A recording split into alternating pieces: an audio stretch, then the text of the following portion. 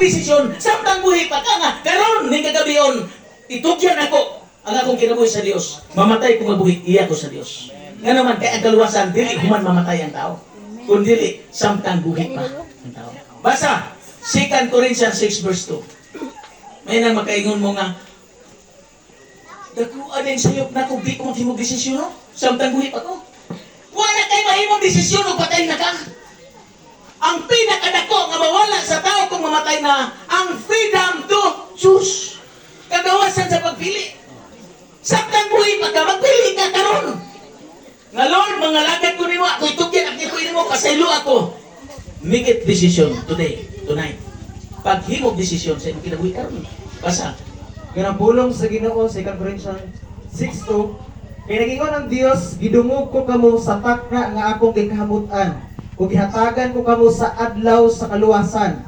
Mao kini ang takna sa pagdawat sa kaluoy sa Dios, karon mao ang adlaw sa kaluwasan. Karon mao ang adlaw sa kaluwasan. Kung moingon ka nga, bahala na diya, kung saan ang liyo na. Kung di ka manumbaling sa mga pulong sa Diyos samtang buhi pa ka, kung di apakas, kalimutan na ginhawa pa ka, makahimot ang desisyon, pag di mo nabuhaton, tibuok ni mo kinabuhi, mawala ka sa kalimutan, at sa impirno, wala kay choice.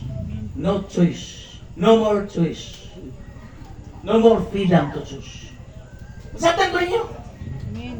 Kung sa samtang buhi pa ka, maghimot ang desisyon.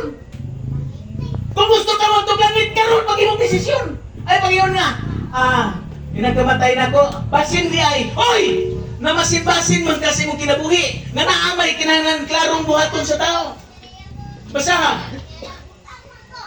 kung isalikuan mo si Kristo karon nga imong manluluwas, Ginoo nga namatay babaw sa krus, ginubong nabanhaw. Kung imo siyang isalikway, nagsalikway ka sa tibuok na imong kinabuhi, ug mamatay ka, di na jud ka mahawas diha sa impierno para sa imong kinabuhi.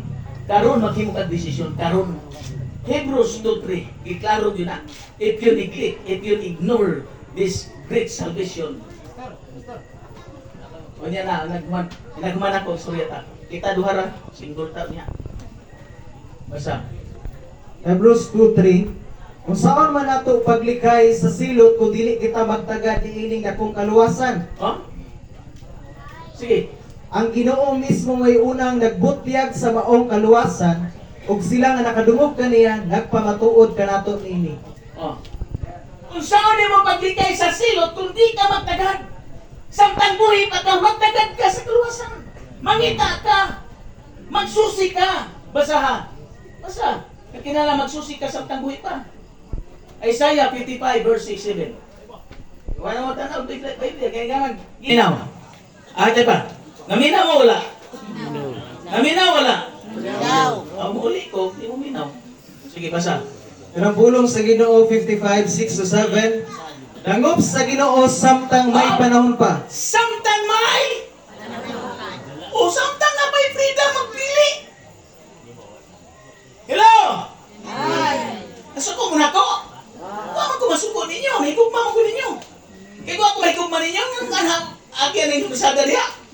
Iso ng kasada nyo diya. Nag-isod ganit ko pa uli, nga di saan ako pag-uli niya.